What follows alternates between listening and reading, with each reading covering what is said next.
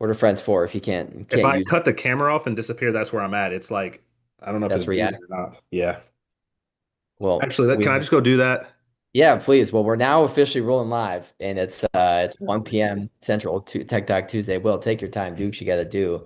Okay. Happy Tech Talk Tuesday to all of you. Welcome back, everyone. Connected equipment empowering safer emergency operations worldwide with the one and only Jason Serrano from IDEX and fellow co-host Scott Roseberry and Will Brocious.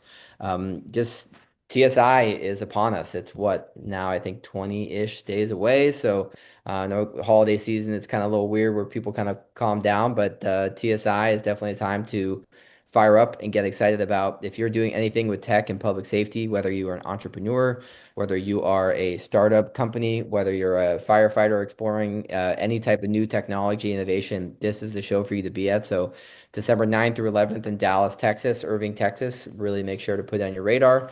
But without further ado, today we're going to continue to dive into this kitchen table format. Really excited to have Jason here, who is the epitome of a firefighter, entrepreneur, industry liaison that kind of helps speak firefighters and speak engineers and kind of turns that into action. So, throw it to you, Will and Scott first to see what marketing promotional plug we got from any sponsor we're eliciting today, and then we'll dive right in. All right. I'm gonna. Hey, yeah, Will, if you need to jump off real quick for everybody that didn't watch last week, Will hurt his little arm, his little wrist, It's Nike. and yeah.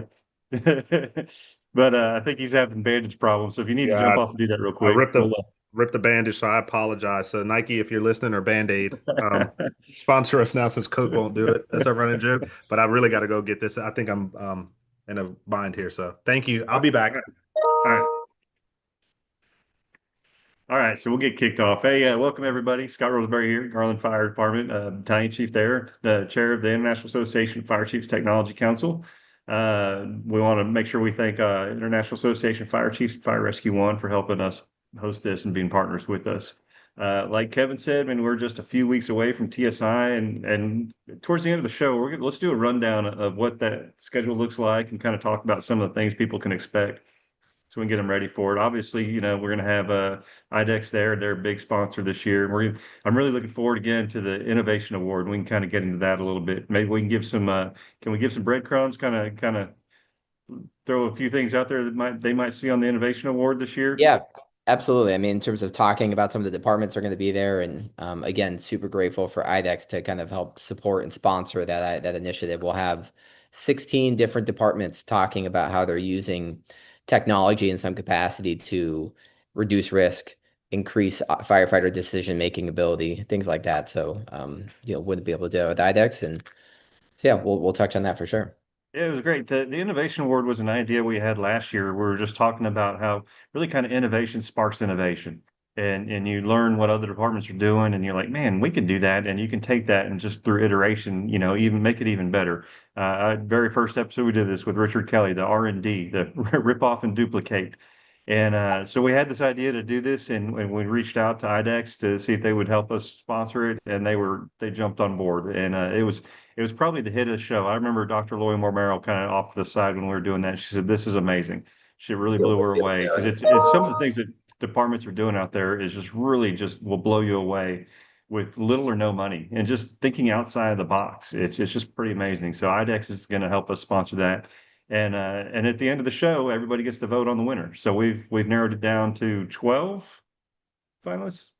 We got 16 departments pitching this year. So four in the morning, afternoon, day one and day two, and you're going to hear fire departments talk about how they're using tech in the wild. And so again, I do think this will be one of the most exciting, best events at TSI this year.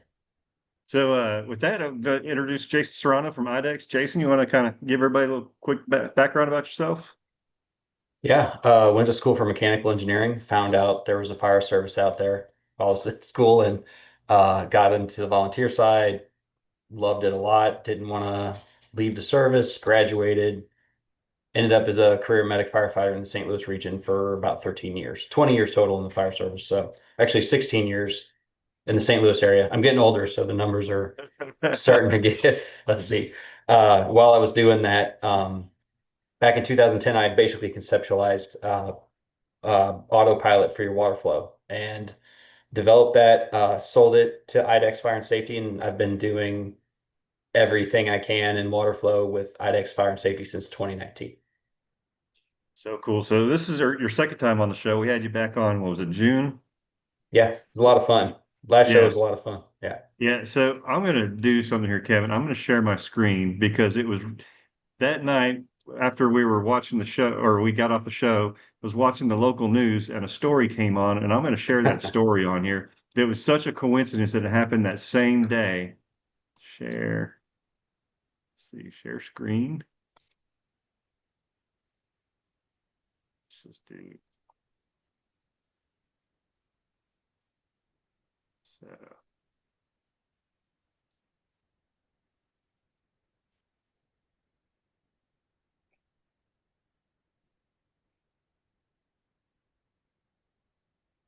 Is that playing? It's not playing. I do see it though. Ah, disappointing. If you share it with me, again, look at us being the tech guys. I can pull it up and try and share it. What about that? Did you you said you share with me? Is that working? No, I'm not seeing your screen. Oh, you stopped your sharing. Okay. Copy paste. I'm gonna put it in the chat, Kevin. Yeah, throw it here. So yeah, this is again, we're the tech council, you know, leading tech here, of course. So we know we know how to do these things. But yeah, I guess Scott, before which I'll try and get this here. Once we get past the lovely YouTube ad, which Yeah. the whole world is an advertising these days. So hang on, let me share my screen. I will also make sure we share sound, desktop. All right, can you see it? There. Yeah, we see it. All right, I'm gonna play it. It's 2 minutes, 17 seconds long. Across the nation and right here in There it Texas goes. are facing a growing issue. Many are trying to fill vacant positions. NBC5's Vince Sims spoke with one Tarrant County department that has turned to new technology to counteract shortages. Firefighters are seen as those who come to the rescue battling blazes. Many don't know they battle their own issues back at the station. We've had vacancies for the last couple of years. We're constantly trying to hire. Brian Maroney is a firefighter and paramedic with Rendon Fire Department in southern Tarrant County. He says staffing is an issue for many departments. Municipalities, fire departments are all competing against each other for a pool of firefighter, paramedics, and EMTs that just aren't enough. I checked with several fire departments around our area. Plano Fire Rescue admits they have a difficult time filling vacant positions. They have 413 personnel, 7 vacancies right now. Dallas Fire Rescue says it will be fully staffed by October and remains on a continuous hiring cycle. Fort Worth Fire Department reports no shortage. Garland Fire Department has 292 sworn members. 7 new firefighters recently started. By myself. I'm one-man operation if I need to. Rendon Fire Department is using new technology to help with its shortage. The SAM system combines a smart nozzle that communicates with the truck to supply water all from one location. You have the traditional fire nozzle that's hooked to a little computer component that sends Bluetooth to an antenna on the fire truck, tells the truck, hey, I'm ready for water, and sends it water. No one even has to be around to do it. Maroney says this frees up personnel for other duties on scene. Without having to radio, signal, or the apparatus operator come away from the apparatus, run to where they are, see what they're ready for water, run back to the truck and start pulling levers. By the simple touch of 2 buttons, they have the ability to charge their own hose line, which ultimately saves time and could save lives and property. In Rendon, Vince Sims, NBC5. 2 other departments in Texas are using the SAM system that costs about $20,000. Fired. So I can't, turn on the news that night just after talking to Jason, and that's on. I was like, that's so cool. You didn't tell us anything about that. That's right down the road from me. I thought that was so neat. Yeah, I can't keep track of all the news articles. It actually has been it's been interesting. So that story, not so much about our tech, but news entities across the country are identifying the firefighter shortage They know it. So when they hear there's something about that, whether it's our tech or people struggling or something that happens in the industry and it's related to a firefighter shortage, it's a big news article right now because it's definitely affecting a lot of the Midwest, rural areas, volunteer communities, even paid cities that aren't at the top of the pay scale. Everybody's really competing for employees right now. Yeah, and not to get too far off topic, but it's interesting, how the fire service is suffering from that in the paid and volunteers, and I think for two completely different reasons. So I'm in a career department in the Metroplex in Dallas, and we have a shortage of firefighters here. Especially if you're requiring firefighters to already be certified, most times departments are having a hard time getting enough people to come take the test. And I think the problem is we're marketing to the Gen Y. And Gen Y is already in the market. They're already in the workforce. We need to start figuring out how to market to Gen Z. And what does Gen Z need? What are they wanting? What's going to get them to come to the table? And we've done a poor job marketing them. And when you go and you look at the flyers, you can see it's all geared towards Gen Y, the 4896. I've even seen hiring bonuses. It's more of the same, but like one of the things I know Gen Z wants is more time off. And I've yet to see a department say, hey, we're going to give you 30 days off a year. Except like in Florida now, I see Florida's doing 24/72. Plano's announced they're going to 24/72. So I do see that, but that's, I do know more time off what they want. I think it's wild you're saying that. I was thinking it. It's not just the lack of people in the work pool right now, or everyone's lives are changing, right? The volunteering is harder to do. You got to spend more time with your kids. A lot of people working longer hours, make more money. But the fire service has really fallen behind when it comes to recruitment in the sense of like getting to the level of the people you need to recruit today. And, I see it, I'm out doing demos all the time. I mean, firefighters everywhere and we're showing them tech and they're like, that's not us. That's not us. I'm like, well, this truck's gonna be around here for 20 years and the people you want to come work here, they really not only with what you're saying is like if you guys remember the first keynote I got to do at the conference 2 years ago was all about the generational difference, and I kicked it off with me being a crappy father, but we ended up with these Gen Z kids. I thanks to thanks to some stuff I had read out in the fire world, people talking about training them different and talking to them different. Things as simple as for all of us, if you hear righty tighty, lefty loosey, we know what that means for threading and unthreading things. He related it to opening and closing a water bottle, and instantly they picked it up. So one cool thing about Gen Z is this is just stuff I'm reading on the internet, right? Like general psychological evaluations of what people think generations think is Gen Z will fight against repetitive work. They will fight against manual labor. They do not want to waste their time, right? They've spent their whole time being efficient, and that's our bread and butter, and we relish in that. So that's turn off number one. But the win here is they're also saying Gen Z will do a lot more if you give them a good reason. They will dig that ditch if there's something at the bottom of it that's worthwhile. You know what I'm saying? Like, Yeah. So we've got to learn to speak that way, not just, hey, do your job. Yeah, they want meaningful work. And I mean, there's definitely, very few jobs that have more meaningful work than we do, but we also do have that monotony, that mundaneness. We're slow to adopt technology. In fact, like technology, you talk about like, I wrote an article with a colleague of mine about building fire stations today to last the next 50 years. When we talk about all the technology we know of today that's coming and stuff we don't know that's coming. So, one thing that's coming is technology in the fire service. And we're not talking about technology in fire academy. When these guys are rookies, I didn't know what an RMS system was till I probably had 15 years on the department. It's the first time I heard of RMS, and I was like, "What is that?" Yeah, we need to change our recruiting strategies and our training strategies. Yeah, we've got to start talking to them different.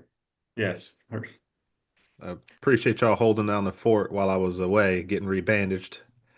So I want to give a special shout out to the best infectious control officer, EMS coordinator, Linda Johnson. She got my boo-boo fixed, and Texas Champagne. Oh yeah. We are back. We're That's back, not the baby. original though. And That's want my to opinion. reiterate to everyone, if you are on LinkedIn, Facebook, YouTube, fire up the chat. Great to see a couple questions, comments already. We'll get to your question. Thank you from LinkedIn for that question. We'll get to it. But Jason, one thing that I just hearing you talk about, it's interesting to think about the SAM technology and how it can be something that's that is addressing the recruitment retention issue and also kind of the workflow issue. But I think particularly from a staffing perspective, you didn't hear him necessarily lead into about how this is directly helping put wet stuff on the red stuff, even though it is, but it's helping one firefighter that's taxed with resources do more with less. And it's not necessarily replacing firefighters, but it's allowing firefighters that don't have as much to do more with what they got, but then also, like you said, eliminating the need to do these repetitive, mundane tasks. Was that your intention from when you first designed this system, or where does that surprise you at all? It's funny, it was the farthest thing from my mind. So like when I first did this, it was 2010, right? Fire service, you were lucky to get a job there. You're waiting years to get in academies, like just overflowing with recruits. And at the time although I did start in a rural environment on a volunteer department, I actually conceptualized this when I was on a paid department, 4 people on a truck, another truck showing up every 2 minutes, like firemen lined up in the street holding tools. And initially it was just fire ground efficiencies, pressure management, being able to pump from both sides of the truck, like not running around in circles. There's just Scott, you put it really well. Like when you make your first advancement into something and you get used to it, it then frees you up to think about the next thing. You know what I'm saying? So like once I had the initial thought of I just want to pump from both sides of the truck, then it was, well, wait, I can automate this. Then it was, wait, I can start connecting this to other things or whatever. Like if you could imagine it on the fire ground, we can probably make an improvement. And so, Kevin, when I first started running around the fire service, we still weren't, I don't think we were really talking about the shortage in 2018, 2019. And I don't think COVID had anything to do with it. There just was kind of a turn in the narrative after 2020 and started meeting more departments struggling to get people. It started being in the news more. And now it's kind of a loud problem. And it's very fortunate. I wish it was the intent. I wish I had that foresight. I did not. Sometimes we can get lucky. That's okay. So the generational challenges too, like there was zero noise about generational challenges pre-COVID. Again, it had nothing to do with COVID, just happened to be 2020. You can't say that year without talking about COVID. So Yeah. post-COVID, you just started hearing this generational stuff more and more. So yeah, it just really fit. I guess, look, man, it's advancement. We're constantly changing. As much as we don't want to say we are, as a society, we're changing and we're going to change again, right? So if you're not changing, you're dying.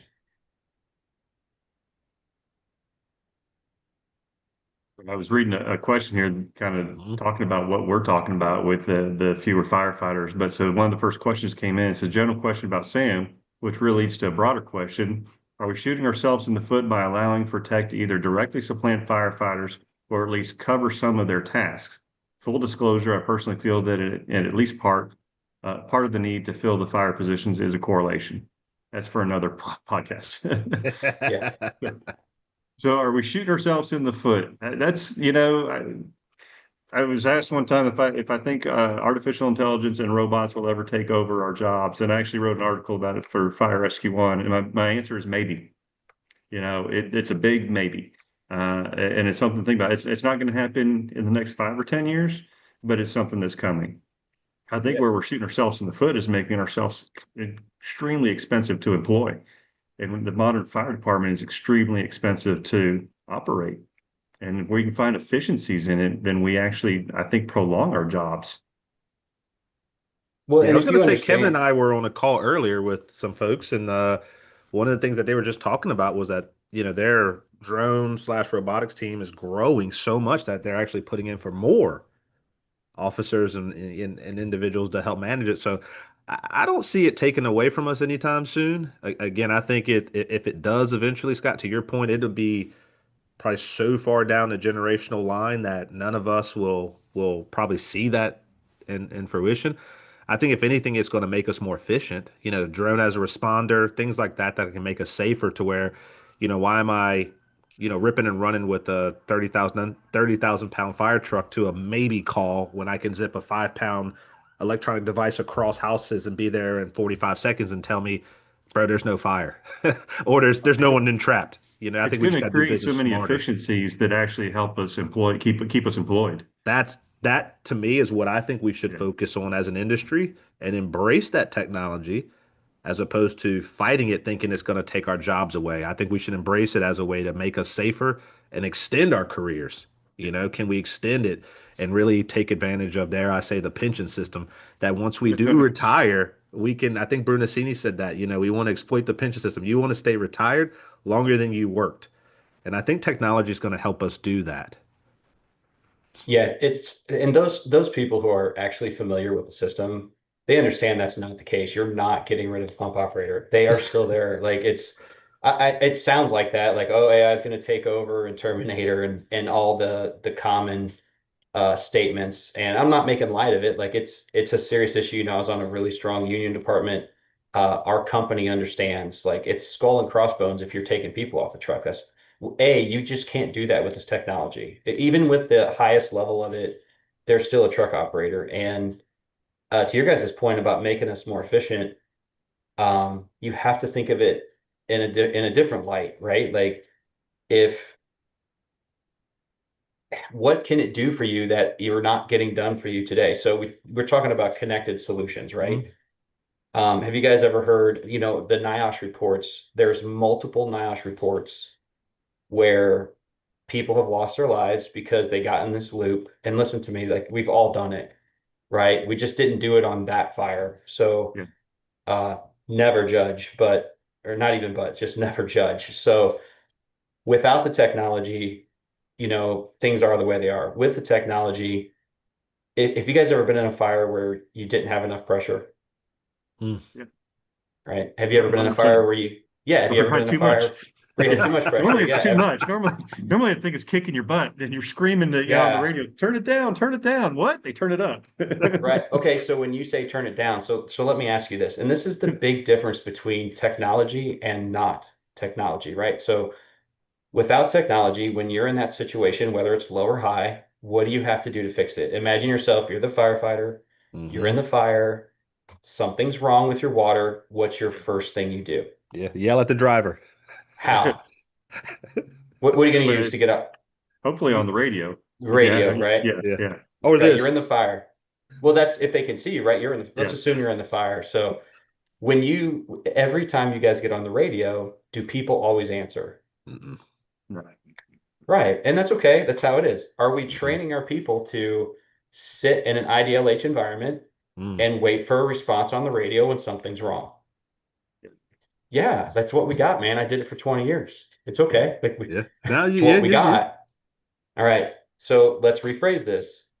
If you're using a system with automated pressure control, when you're in a fire, if something doesn't feel right, your new instinct is to fix it. Yeah. There is no radio. Go fix it. Respond immediately. Okay. Do you guys know how fast fires double in intensity? It's a trick question because it's changed. There's a current number out there. I'll tell you guys, it's not, have you guys heard this in the last year or so, how fast they double in intensity? It's incredibly fast. I know that. They're saying between 30 and 60 seconds. That's exactly what I was thinking. I know. I thought so. Well, Will texted me, guys, on the side. Just so imagine this. So imagine what we just talked about. We're trained to get on the radio, ask for help.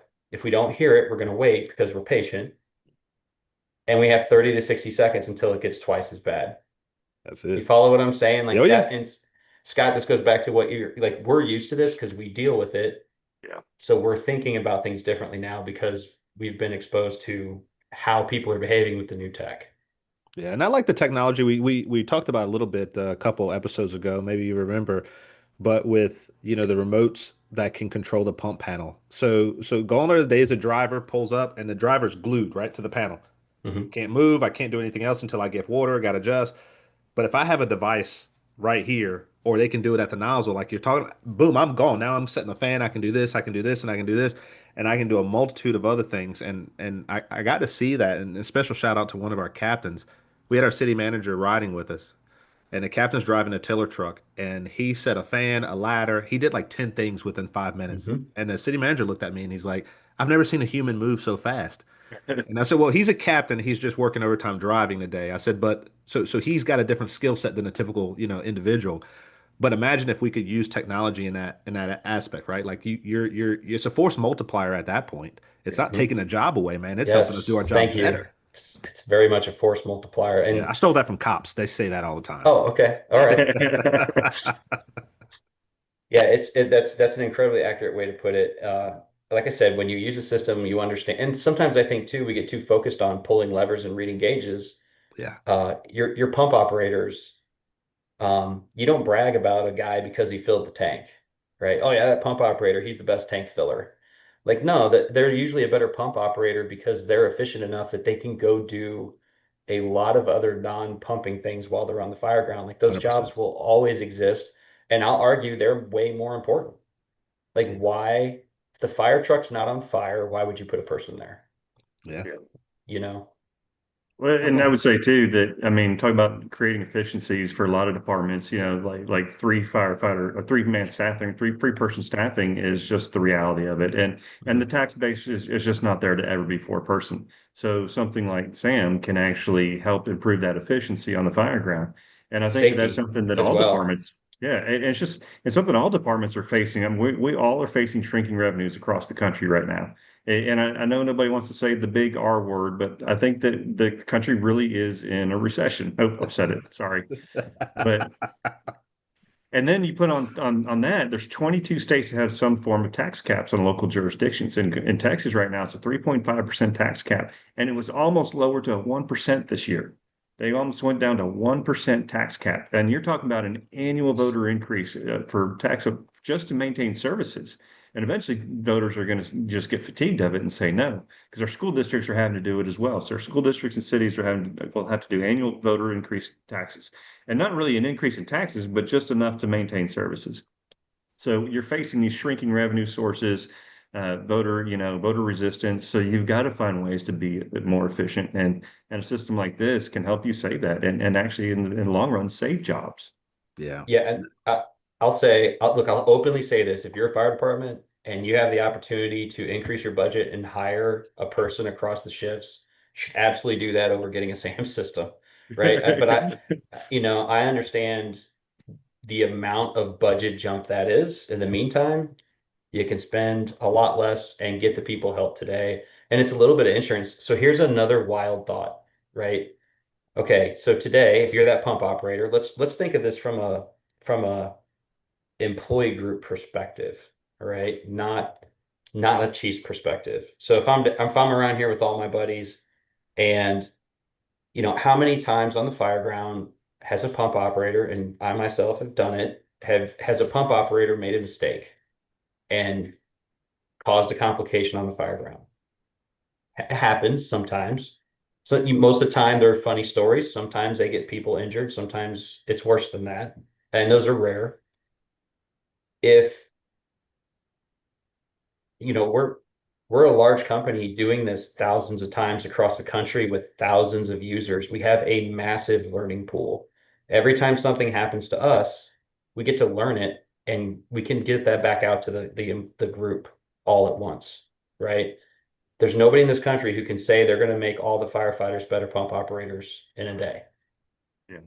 If we can do that, it takes a lot of the responsibility and a lot of the guilt, or imagine the feelings somebody's going to have if they make a human error, which is going to happen. It's a guarantee. I would rather it be something else's fault instead of someone's fault. You follow what I'm saying there? Yeah. Like big difference in thought process there. Yeah, and that kind of leads into the next question we've got is how does the automation and SAM system improve both safety and operational efficiency for firefighters compared to the traditional pump panels? Let me gloss over this. So, okay, it's really in depth, but there's we kind of talked about it with just the pressure control, right? So we've already said it. So let's just recap that in like 2 seconds. We will get your instincts faster. We will get you out of a bad situation faster. And there's a lot of situations that we touch on. So there's so many things that we do that will either keep you away from trouble or get you to fix the problem faster. And then I think the biggest thing, the easiest way to paint a broad stroke on this is the work study that the IFF did. Fire departments are statistically safer with 3 people versus 2, and they're statistically safer with 4 people versus 3. If you have a piece of tech on the fire ground that gives you an extra half of a person, you're going to get stuff done faster. We're going to give you an extra. Think about this pump operator, right? If they're not focused on the panel and they're focused on live action or live fire ground problems, you have a better chance if those human eyeballs are focused on the crew, the fire, the challenges, not a panel. It's like, let's get an extra set of eyeballs out there in the world. All you got to do is just trust tech for just a little bit.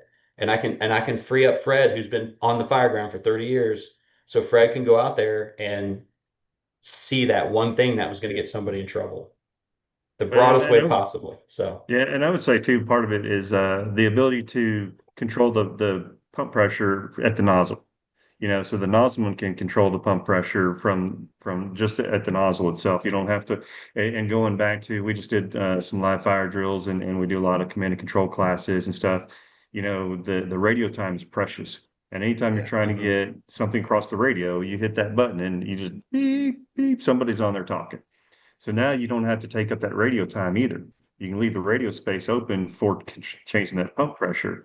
And I go back to, like I was saying, like usually the pump pressure was too high, so you're getting on there to turn it down.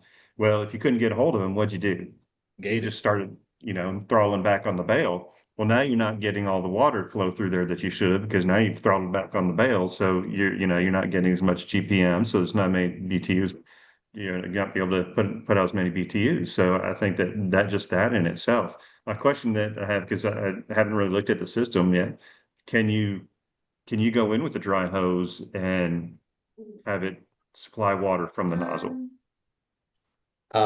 So being in this company, like we don't tell people how to fight fire. So yeah, you can charge the line when you want to. I would advise you never go into a fire without a charged line.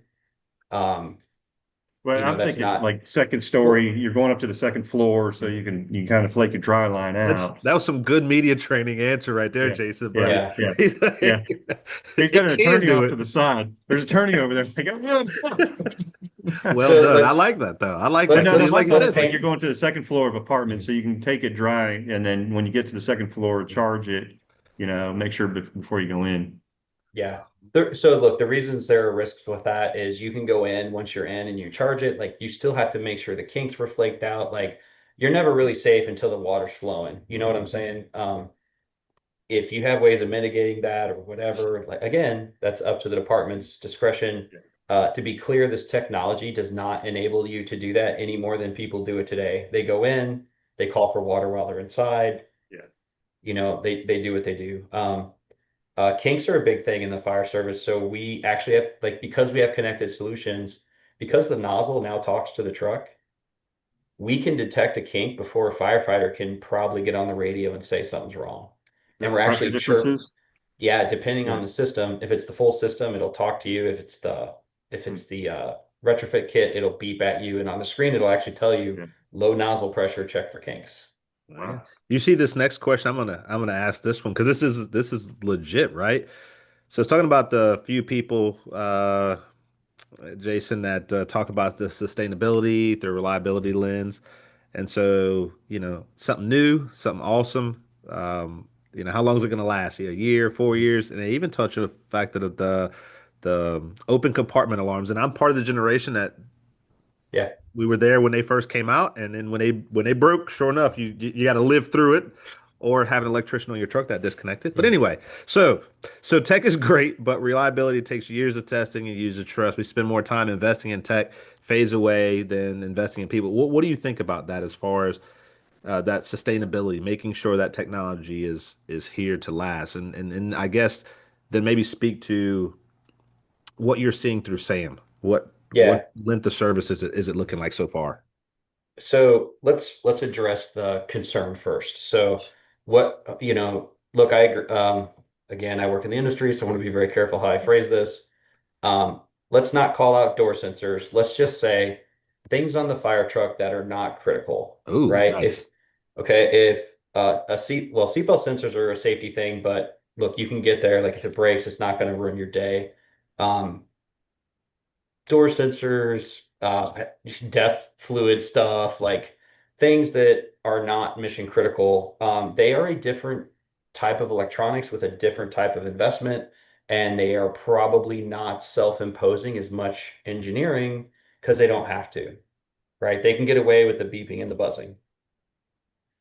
I myself was terrified. So for all the people out there nervous about tech in 2016, when I destroyed a perfectly good fire truck to build my first prototype. It was not my fire truck. I had to give it back to them working.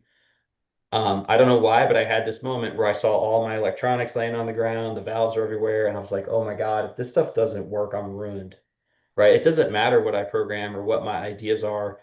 This stuff doesn't operate efficiently. It doesn't matter. I'm bankrupt. I'm done. So I called the companies and they explained to me that technology, and again, this is the two different worlds. The non-mission critical stuff, actually, it's still kind of a pain. They don't have a reason to invest in it. But I had learned, so they told me, they're like, did you know that there has not been a mechanical throttle on a truck since the late 90s? The engine manufacturers stopped producing engines that accepted a cable throttle. It's digital and it's been digital. How about And that? yes, and I didn't know that. I actually was like, well, I was kind of surprised. I wouldn't have guessed that far back. So that being said, what had happened in just the regular trucking tech industry, not the fire service industry, you had national automotive standards, SAE automotive stuff. There's a whole lot of nerdy things you can read about it, but it's worldwide standards. So basically, all the SAM tech, and this has been going on with your braking systems, your transmission systems, your vehicle electronics that are for driving and braking and shifting. They follow a different set of rules. They have a different level of engineering. And they explained to me, they're like, Jason, the stuff you're using is all based on that. We're not using door sensor or seatbelt components for this. It's not the same.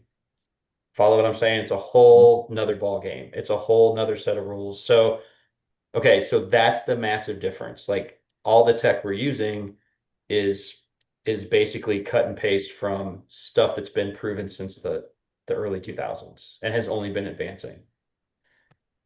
Shoot, what was the second half of that question? So that's the difference between what we're doing and what a door sensor is. Yeah, I I guess. wouldn't expect people to know that. I didn't know that. Yeah, I think what he's getting to is, how do you keep it going, right? There's always a new gadget, there's always a new Oh, gadget, and then so they the break, right? And longevity. then we got to pay Yeah. for it. Again, it's the same answer. Like, how often are you swapping out your engine ECUs or your Yeah. transmission ECUs? Like Yeah. this, we're following the same rules. So look, things can break. I'm sure somebody somewhere has swapped out a bad ABS computer. But that's actually that's not common. So um, we're the same. So our stuff should last the life of the truck. There And you if go. not, it's just going to be more like a repair. You're like, well, things are going to break. Nothing, our stuff isn't perfect. Nobody's stuff is perfect, but we are playing a different game. I was I think looking So at that that it. makes part of sense. it's That makes sense to yeah, you guys, or did I Yes, just no, nerd no, no. I'm out actually looking way at your too? products online. I should be yeah. paying full attention to you. I just want to That's go all buy right. it. I'm like, Yeah. how do I find the money to put this on our fire trucks in Yeah. Charlottesville? I'm Well, smitten. and I don't want to. I don't know who wrote the question. I don't want to, offend or read in too much in their department. But talking about reliability concerns in a lot of fire departments, and then we spend more time investing in tech that fades away than investing in people. People can adapt. Tech cannot. And what I would say is that what I see again, and Will and Kevin and I, we were fortunate. We get to see fire departments across the country. And what I think that we can all agree that we don't see enough departments coming up with a strategic plan for implementing technology. Yeah. And a lot of times the departments are buying the shiny new thing without investing in current technologies and understanding where they stand. And did they do a proper needs analysis in their own department? And so, like I think the SAM system's great, but is it great? Is it the best thing for every fire department in the country? Maybe not. I don't know. Did they do a proper needs assistance assessment to determine where that need is? And it may be that, yeah, that would be a need, but hey, we over here, we have an even bigger gap that we need to fill first. And I think that part of it is doing that. Part of it is making sure, doing your homework, that the technology you're going to buy is going to work with the technology you have. And that goes into that strategic plan. If you know you're changing out CAD systems in the next 5 years, don't buy any technology right now that deals with CAD because you're gonna have to change all of it out in 5 years. I have new APIs written out. So part of it is develop that short-term, long-term plan, a strategic plan for technology as well as for your department and everything else you do.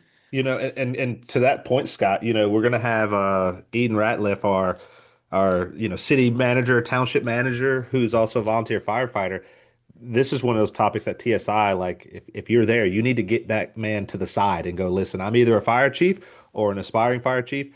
You would be somebody who'd be my boss. How do I sell this technology to you? He's going to hold, I think, a workshop, right, Kevin? Is it a workshop or a class on doing that? But the key will be in that, Jason, is when you go to pitch this idea, hey, for adding SAM to my fire trucks, right? I'm going to need X amount of dollars to retrofit or upfit, whatever that looks like. Now you have to convince that person that this is not a position cutting tool. Because to the layperson, they may go, "Oh, so you don't need a person there anymore. So we can no, no, no, no, no, no, no. This is a full force multiplier, right? This is going to make that person even more efficient. That person still has to be there, right? Yep. Now it's just going to help that person do some other things, and that's, I think, the key with this technology is selling it the right way, getting the buy-in from your bosses, and making sure we move forward together. Yeah, another Yeah. session we're going to have that's going to be really great is San Bernardino did a technology strategic plan with Kirk McKenzie, and they're going to present on that and how to do one of those for your own department.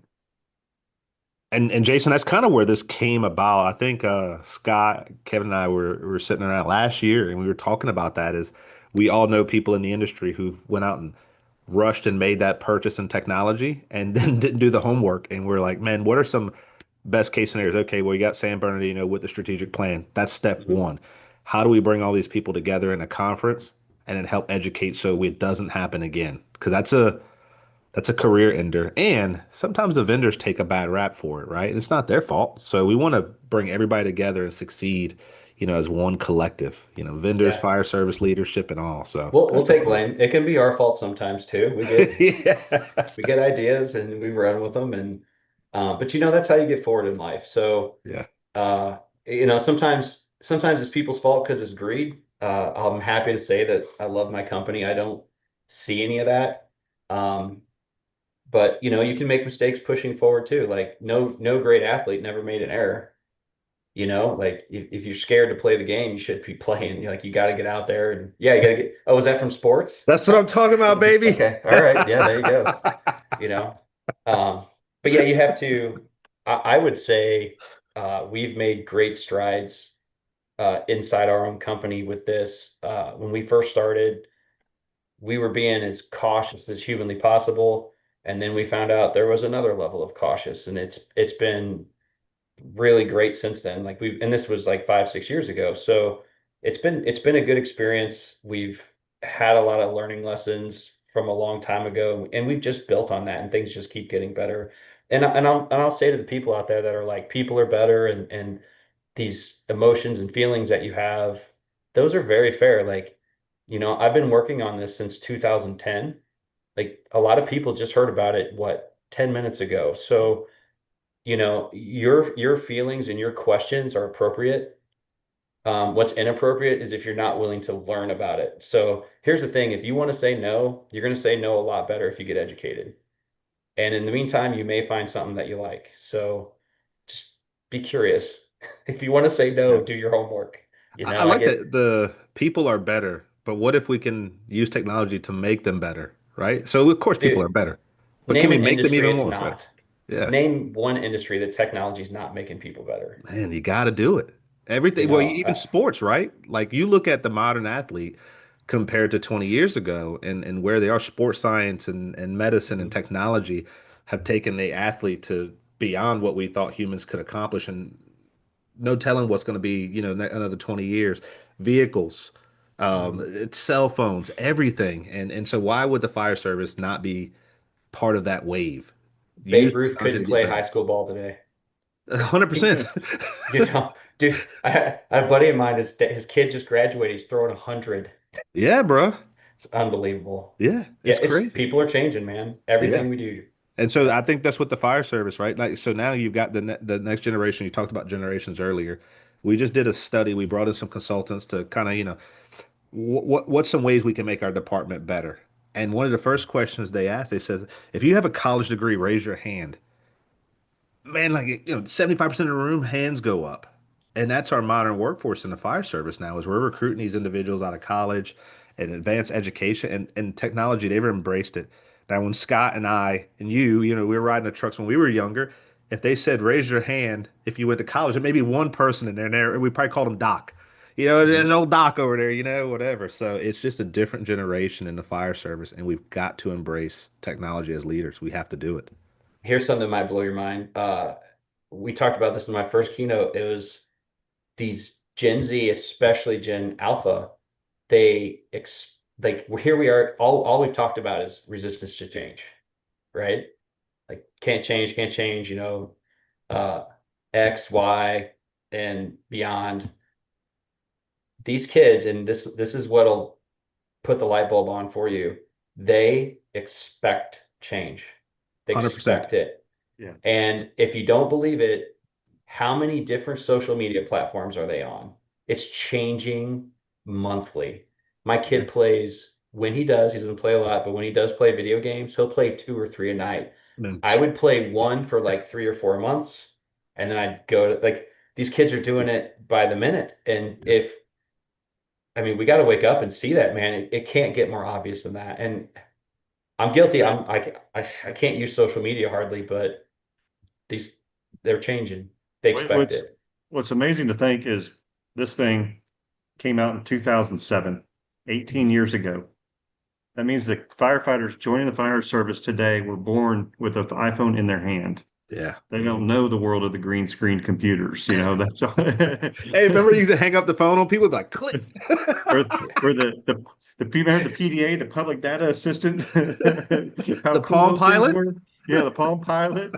Hey, how about the long phone cord? That was my Yes, first sir. bit of tech. This in Yeah. grandma's house is the Yeah, ding. yeah. Yeah, I could walk around into the Grandma's kitchen. house. I had it at my house where I had to do that.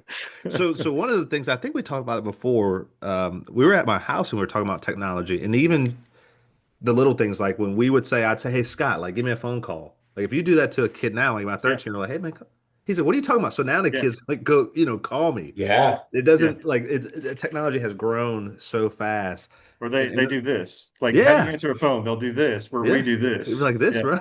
Yeah. I love it though. I love where the fire service is headed, and I'm sure many listeners or yourselves. And a couple years ago, I wasn't sure. Coming out of COVID, and it just seemed like there was this cloud, and we couldn't retain folks. But man, you listen and go talk to some of the young firefighters that have been on a job 2 or 3 years now, and you realize that we are in the best shape possible. These young firefighters are energetic to learn. They embrace technology, and they are hungry to be involved and help decisions get made. And you just have to embrace it and involve them. And if you're afraid of technology, let them run it. Hand it over to them and just say, hey, look, let me empower you to be great, and just watch what happens. Then good things Hey, will happen. So we got about 10 minutes left. I want to spend the last 10 minutes talking about TSI and kind of running down the schedule, let everybody know what to expect at TSI, especially people that have never been before, people that have been, what's going to be different this year. And we'll throw up a QR code for anybody to register.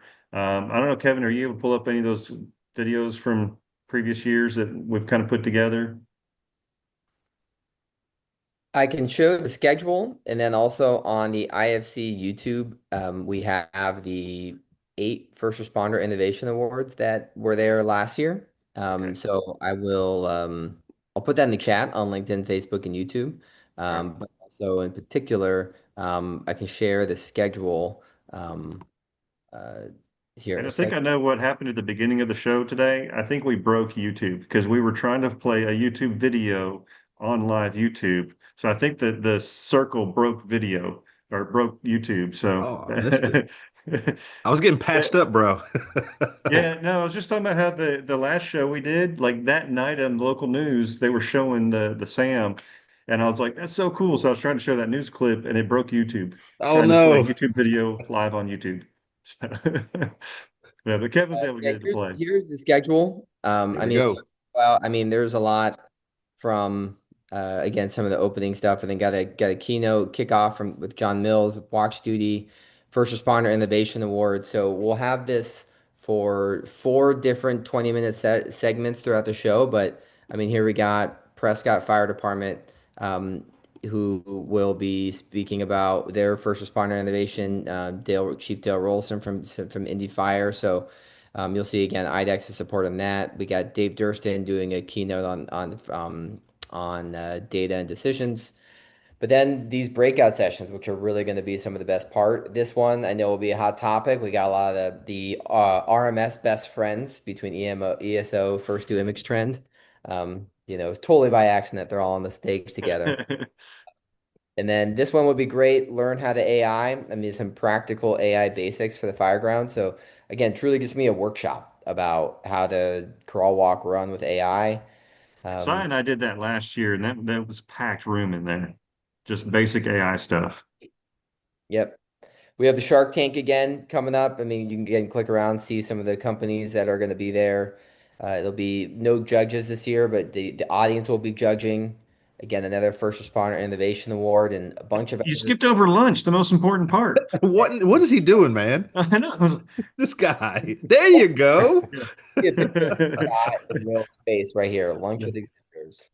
We do Jeez. feed you. We do feed you at TSI, by the And way. it's gonna be free high fives if you show up. Yeah. All free high fives. You can kind of come through here, but I'm really fired up about a lot of these sessions. And I know IDEX as well has a session on it's going to be somewhat of like a field trip where you're going to be in the classroom and then going out and actually touching and playing with the SAM system. So that's happening 3:15 to 4:45 on December 10th. That's also going on at the same time as Microsoft, who's doing Agent AI for the fire service. But yeah, a lot on AI, a lot on tech, a lot on community risk reduction. A workshop on that here, led by Joe Powers and Chelsea and Mike from Esri. Another good one on interoperability. So it's definitely, obviously it's a tech summit, so we're leaning in with tech. And if you type in IFC TSI and you make your way here, registration, you can easily register. And we'll kind of say this live now, but if you reach out to me, I can get you a 50% off code. I'm not going to necessarily put it up here, but reach out to me, KSOFEN@iafc.org, or message me and say you heard it on the Tech Talk Tuesday. We'll get you a 50% off code. I give everybody a cell phone number. 625-6248. I don't care. Yeah. Text me. Also known as the poop scoop guy. So He's crushing it, man. You are doing such good stuff for the community, man. Who would have thought something so small could have such a big impact, man? He's got $3,000 worth of funding from the city of Chicago to install more poop stations to help other people pick up their dog poop. Dude, it's amazing, man. yeah, Jason, I don't know if you saw it, but Kevin started this campaign in his neighborhood for picking up dog poop. It's gone viral. Dude, that was a big thing in my neighborhood. We had some people really upset because that dog poop wasn't getting picked up. Bro, Kevin's leading the charge in Chi-Town. This is a universal problem. I get it. Blows my If mind. only they could invent a spray that you spray on it to make it goes away. Like we could call it vaporize. This guy. That's a good. Did you just come up with that? See, look. That's when you know we got 6 minutes left. Yeah. Oh, let me say for you guys, you've been so engaging with my stuff. For the people out there who have not been to this tech summit, it is the most unique conference I've ever been to. Like it is shocking how many young companies you have there. So if you're a startup or you want to get into this industry and meet people who can connect you to other people, this conference is great for that. The networking is amazing. It's not like a lot of conferences where you sit in a room with a lot of people and you don't talk to anybody. It's it's incredibly interactive. Like you're just constantly meeting people. People are wanting to talk to other people. It's It's phenomenal. It's kind of it's as much of a club as it is a conference, I'd say. One of the things I we thoroughly do, enjoy it. yeah, one of the things we do a little bit different is we try to get everybody in the same room or the same room and the adjacent room. So like you don't have to walk 2 floors down to find the vendor expo. It's all right there all together. And we do that by design because we want to create that interaction. You know, the vendors that like yourself, Jason, you want to talk to the fire chiefs. What problems are they having? You know, you don't know what problem to go out and solve unless you talk to the fire chiefs. And one thing that a lot of the companies that we bring here, they don't want to sell you a problem or sell you a solution for a problem you don't have. You know, and there are vendors out there that will do that, you know, especially at some of the bigger conferences. What we want are vendors that are looking to work with other vendors and fire chiefs to help solve the problems that we do have. Yeah, I'm absolutely. looking forward to it, man. And also for the folks who've been before, it's a recharge. It's an opportunity to recharge and get with like-minded folks. And I know for one, I need a recharge right now. You know, it's time, buddy. So I'm looking forward to it. Looking forward to seeing everybody there and getting some of these projects knocked out we've been talking about. And we'll be doing Tech Talk live there too. We'll be Are doing, we? yes, yeah, we're doing Tech Talk on stage. You know, the last 2 weeks, bro, I've been kind of like in floaty like land, so I Yeah. missed some of that. I'm ready. Well, I was out last week, so yeah, We held it down. Me and my yeah. one arm, and Kevin, you know, we got it done. No, I did. I watched it. You guys did a great job. So I was sorry I missed it. So No, I almost missed it today, so we'll be good. We'll be good. Jason, thanks again, man. It's always a yes. pleasure having you. Sorry I had to kind of jump off a little earlier, but I'm really gonna try to find some money for the Sam. I think it'd be so Find me at beneficial. the conference. We accept credit card, check. Yeah, Uh, man. What about IOUs? yeah, Bitcoin. maybe Okay. Bitcoin. We'll find a way. That's one of the firefighters here. We went to pay for lunch, and I said, I don't have cash. Do you have, you know, what do you take? So I take Cashmo. I said, Cashmo, what is that? It's like, okay, I got you now. Good stuff, buddy. Good stuff. You want to wrap us up, Scott? Kevin? Well, Just come yeah. to TSI. If you're thinking about it and you are on the fence, I can get you a code for 50% off. We'd love to have you there. I'm going to text somebody that right now. Yeah, please. I got into the back end of the system and have corrupted it. But actually though, just it's really a good group of people. The sessions are great. That's a given. And you're going to learn a lot. We expect you to come there and work. You know, I don't want you to be on there multitasking your laptop, but it's a networking. It's a people. You're going to hang out with guys like Jason, Scott, and Will, who are just fire service members that have been there, done that, and have been in the weeds and struggled and felt the pain and are looking at how can I use tech to make my life a little bit better, to reduce risk a little bit here, to make decisions a little bit better. So that's what it's all about, and really hope and welcome and encourage anyone that's thinking about it to come. Definitely December 9th and 10th are the best days to be there. 11th is going to have some great workshops, but if you can only be there for a day or two, the 9th or the 10th are the best days I recommend. Yeah, buddy. Yeah, and if you've been watching the show and we haven't met you already, come up and meet us. You know, let us know what you think of the show. If you have any suggestions on how we can improve the show, let us know. We haven't started even planning out next year's show, so we got to start planning that out. Who we're going to bring on next year. So And sponsors. yeah. If you want to sponsor us, we'll be happy to put your label all over this. I got a free blank wall back here. I got a whole arm out. I'm willing to lend out this whole arm. It's got a couple scars, but it's for rent. That's why it's covered up right now. And we're cheap. Well, thanks everybody for joining us. Thank you, Jason, for joining us again. It was great having you on again. Enjoy talking to you again. Looking forward to seeing you here in a few weeks at TSI.